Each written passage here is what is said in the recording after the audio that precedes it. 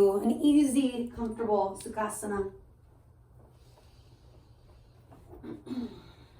Grab your props if they're helpful to open up tighter hips and low backs.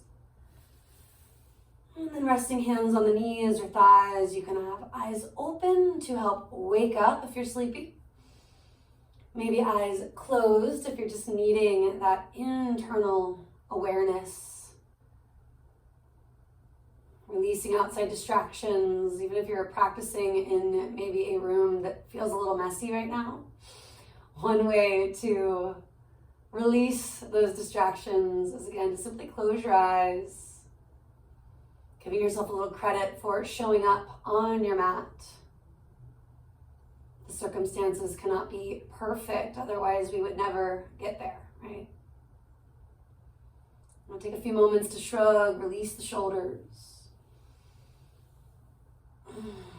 Letting tension go, right? Sometimes it's not the actual physical messiness around us, but what feels like a mess or chaotic elsewhere. And a lot of that is out of our control.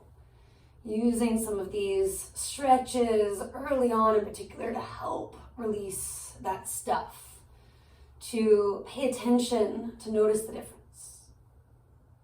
And sometimes when we drop the stuff that is not in our control, we make space for what is, getting clear.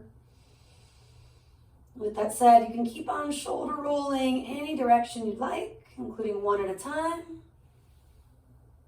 And then eventually start to move with me through some cat-cows, arching, inhaling, and rounding, exhaling.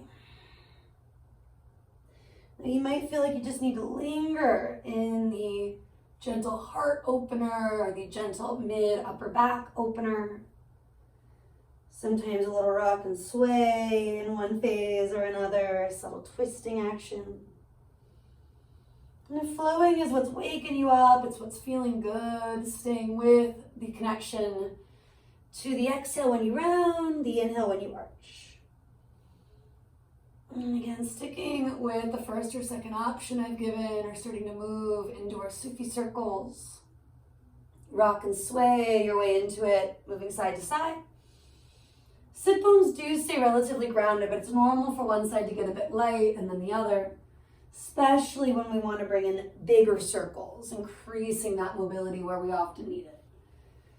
On the other hand, if it feels good to kind of isolate a certain spot, make the circle a little smaller, slower, do definitely reverse direction at least once.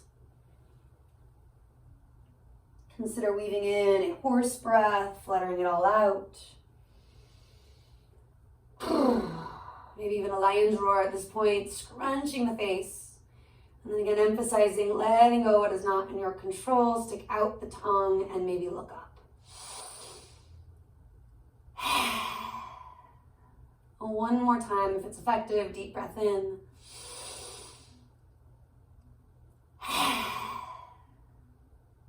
Switching the crossing. And if you already did, great. If you need to do it again, also great. Maybe just a shoulder roll or two, one at a time, once or twice. You can also reverse that direction, taking both, or of course one then the other. And then weaving in anything you need, but maybe right into the Sufi grinds with this other crossing. Taking a few one way, the other, always feeling free to reverse direction more than once. Speeding it up, or more typically needing to slow it down.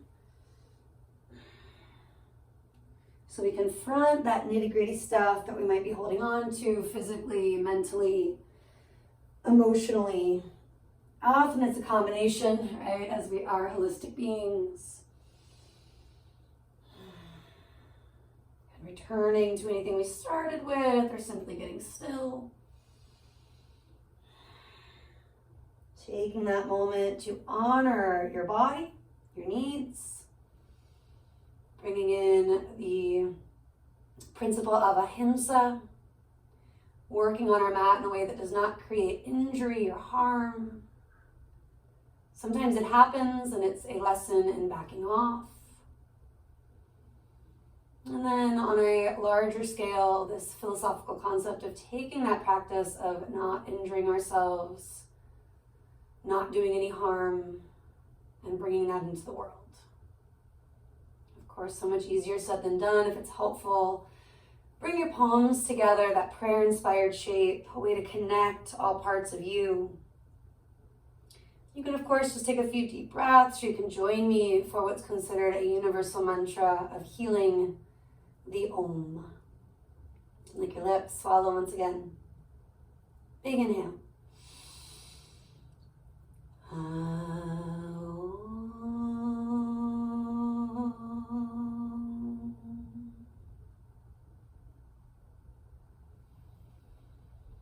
At least one more complete breath. Feel those vibrations washing over you. And then if you need it, rub the palms, waking up, warming up, and do push forward toward all fours. Let's bring it right into a downward facing dog, unless you need something else. For example, child's pose, extended child's pose, puppy dog. You can always take an alternative to down dog if the wrists, the fingers are really bugging you today. Bringing it to a dolphin-inspired shape, the one on the forearms, like you're diving through the waves. You can do the calf stretch in that shape as well, not quite as easy. If you're in down dog, definitely pedaling heels, swaying hips and ankles. Maybe you're shaking your head out once, twice, 3 times each way. You can even shake in the hips, loosening up where you feel rigid. Last breath or two, just being in stillness if you can find it. Working in a way that feels good in the knees, the low back might require that springiness to the hinge joints. More springiness. Never locking them out. Keeping that in mind, walk hands to toes.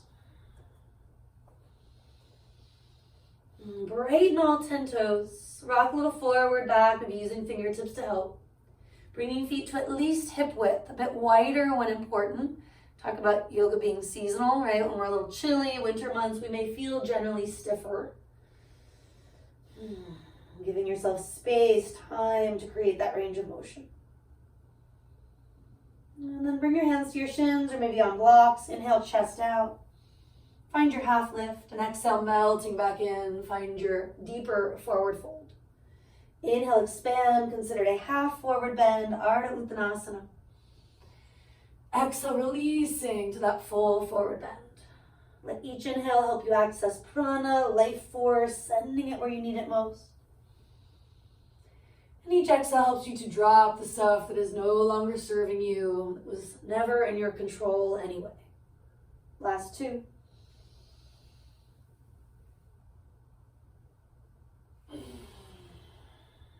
And 1. Now this time when we fold, let's stay for a while. And feet could go wider, knees could get springier. Feet can also get narrower, legs could get straighter. Shy of locking, however, do notice the difference. I'm slipping hands to the back of the head and neck to massage that region, excuse me. I did have a little bit of dental work done this week, so if I stutter a little or anything, that might be part of it. I have a temporary, if you will. Drop the arms, bend your knees a lot. Let's roll it up slow. A shoulder roll or 2 at the top, restabilizing the scapula on your back. Expanding the heart center, feeling your collarbones widen. Just like we did the toes, purposely brighten your fingers. This feeling of prana, oxygen, energy, life force, moving where it needs to most. Quality of a prana vayu, which helps us both to ground and connect to the earth and mountain. And then also to evolve, to grow, to change with time. Maybe lick your lips, swallow. Great opportunity for a horse breath, a lion's roar, one of each, or just some sort of weird sound sigh that needs to go. To come back toward neutral. We're going to take it into an early chair. Rarely anyone's favorite, but good for us, especially when needing to build some heat and maybe to release some frustration, that feeling of controlling. Bend your knees, heavy in the heels. Now I said a lot, which could make chair seem harder than it is, right? It's just sort of a squat. Our belly's drawing in, tailbone's lengthening, sternum's lifting. Maybe arms are wider if all you're feeling is that tension in the neck and shoulders. Even hands at the hips or the heart. Still in your chair, first one holding again a little longer. And then you're going to take Uttanasana, the standing fold, potentially letting the arms release up and a little bit over. We're not throwing them per se, as I was first taught in Kundalini, but we are allowing them to flow up and over. On the inhale, bend your knees, taking that chair, Utkatasana. Extending without locking, finding Uttanasana. Bringing in that release, maybe through the mouth as you exhale. Including any ha or interesting sound that needs to be released. 3 more. 2. And 1. Drop the arms, drop the head, take another breath in and out. And then do inhale, bend the knees a lot, roll it up vertebra by vertebra. Taking that shrug and that release, standing tall. Maybe bringing one hand to the belly, one to your heart. Feeling these energy centers, references chakras in yoga and other disciplines. Similar to the meridians, the nadis, and other practices like acupuncture, acupressure. Really connecting to this area where there are lots of nerves, nerve endings. If you feel drawn to placing your hand on a certain spot, your throat, the mind's eye, the crown, do what works for you. Another breath or two, just connecting.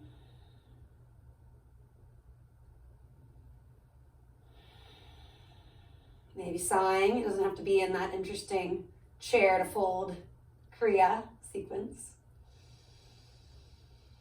And then release the arms, tuck the chin, and start to roll your head and neck out gently.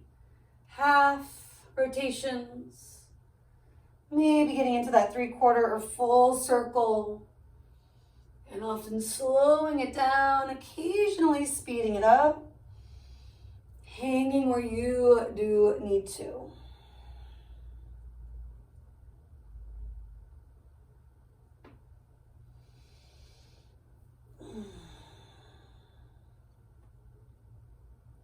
And then take it slow, lifting through the crown of the head, melting the shoulders back and down once again. Right arm's going to go on top of the left, just the eagle arms, pulling elbows forward. Backs or fronts of palms connect, brighten fingers. And take the next 2 to 3 breaths, sending it into that area right behind the heart. Letting your exhale maybe be that interesting funky sound or sigh. Dropping the physical stress, the emotional stuff that can feel kind of stuck in that region behind the Anahata chakra. After a few breaths, release, switch it up. And backs or fronts of palms. Brightening toes, fingers, little rock and sway if that got lost. Bending, re-extending knees, for example, so they're not jammed. Loosening up, even in something that maybe feels specific, intentional. Finding that happy medium. And exhale with that concept in mind. Shake it out. Sway it out. Maybe a little sip of water if needed. Coming back to Tadasana, mountain pose. That reminder, there are styles that call this Samastitihi, which is much more specific to the alignment. Even standing posture. You can look at your feet, adjust. Scanning, Sadhyaya, feel what actually works in your body. Do you need to add a little peace finger moment? Or maybe hands behind the head and neck here, pressing it into your own hands for a breath or two. Stacking ankles, knees, hips, shoulders, the head. And then noticing again, head, shoulders, hips, knees, ankles. If the toes got overly involved, as they often do, brighten them. If the face or fingers started to react, soften them. Arms coming down, chin to your chest. And let's roll our way to Uttanasana. Just for a breath or two, ragdoll style. Maybe you can keep the head and neck dropped, which releases that space. Walking it out to Adho Mukha, down dog. Maybe it feels like, I can't, right? And that's okay. Take a few breaths, pedaling heels, swaying hips. Maybe walking feet a teeny tiny bit closer. Down dog split, send the right leg to the sky. Circle that ankle once, twice, 3 times each way. If you haven't already, roll the hip open, maybe kick the knee once, twice, 3 times. Then anything else, I'm going to do the figure 8s to bring in that range of motion where we often need it in the hip and knee joint. You could, of course, get into anything else, like flipping the dog, like backing off, taking this on the left knee, for example. And after in total a good 5, 6, even 7 breaths on the right leg, parallel those feet. Brightening fingers, toes, maybe sighing the tension up and out. Left leg lifts. Starting with those ankle rotations, once, twice, 3 times each way. Next, getting into your knee, kicking it out at least once, twice, 3 times. Again, I'm sticking with the figure 8s here, but maybe you want to progress it or back off a bit. Honoring your body, applying both Svadhyaya, Ahimsa. Treating yourself with kindness, compassion. And evening things out. Maybe that means coming to the knees, resting, child's pose. Maybe you're bringing in a yogi's choice at this point. It's really up to you. You can join me kneeling for a few wrist rotations, just like we did with the ankles moments ago. Taking a few one way, a few the other. Like we did in other parts of the body, maybe shaking it out. Arms can stay low if you're tense, or bring them up to raise your energy. Continuing to breathe, you can circle or shake them back down. And let's walk our hands forward, separate the knees, big toes touching. You can just take a few deep breaths in, expanding, full breaths out, releasing, dropping what is not in your control. You can also join me for some Hasana Pranayam, scrunching our face up, lion drawer. 1 to 2 more, maybe weaving in a shoulder roll, a recovery breath.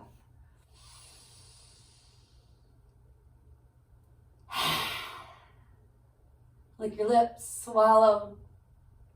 Slide the arms forward for extended child's pose. Wrap your triceps down, roll the biceps up so those arms are really energized. We're not jamming the elbows, just like the knee joints, treating them like the hinge joints they are.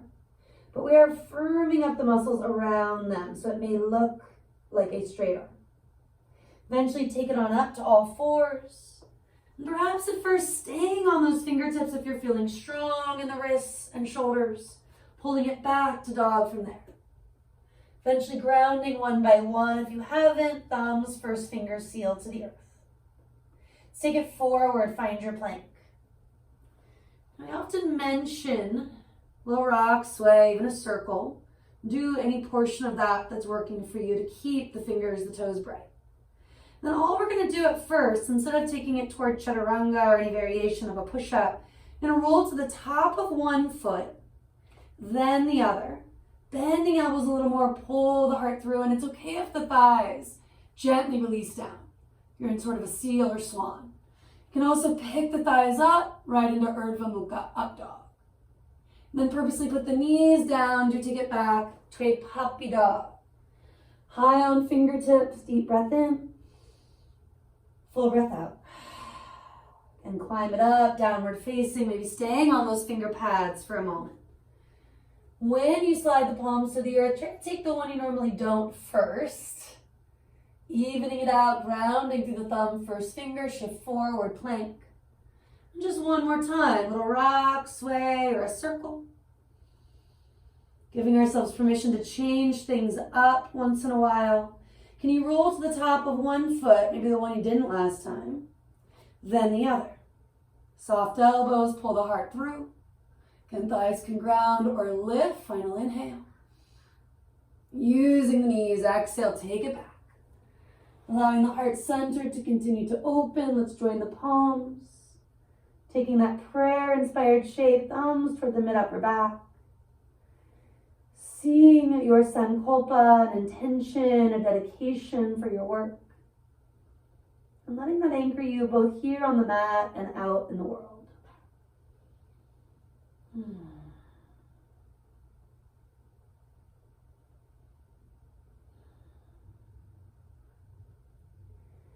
And you can continue right back into plank. And maybe that more traditional flow, lowering halfway or all of the way down. Inhaling, open the heart, cobra, or of course, up dog. Take it back, knees or right over toes, down dog. If it feels good to flow on the breath, do. If it feels better to rest and relax sooner than later, do. A minute or two, yogi's choice, taking your practice wherever it needs to go, including a little sip of water, a little more surrender or sukha, that idea of ease.